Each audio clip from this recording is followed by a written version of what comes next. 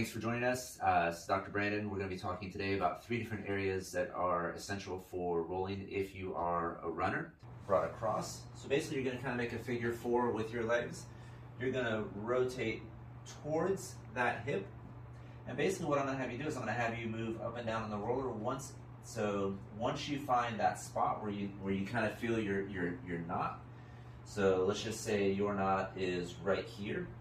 Then what we're going to do is we're going to hold this here. We're going to do a bit more of an acupressure treatment. So place it on the ground, and then there we go. So you're going to be on the side of your leg. And in this case, she wants to really moderate the pressure with this leg and this arm here.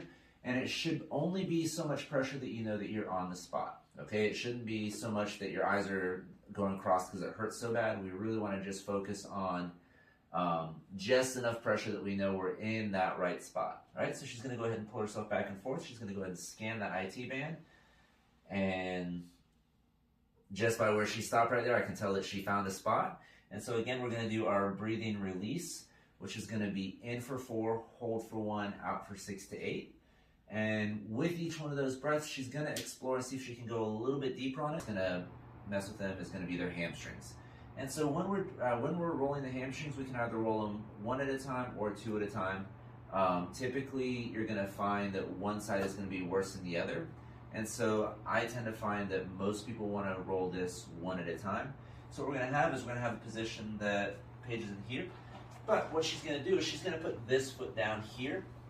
And basically, she's going to manage the pressure with this leg here and her arms. So she's going to pick her hips up. Again, she's going to scan, she's going to try and find that spot. Let's just say that spot is right here.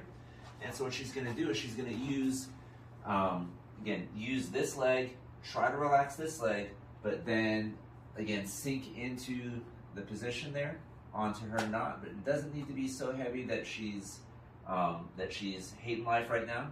She just wants to be able to relax into it. And again, we're going to do that 10 breaths, 4 in, hold 1 to 2. What kind of roller do you need? Honestly, you really don't need to go out there and buy the most expensive roller out there. Most of your just plain compressed foam rollers are going to do just fine.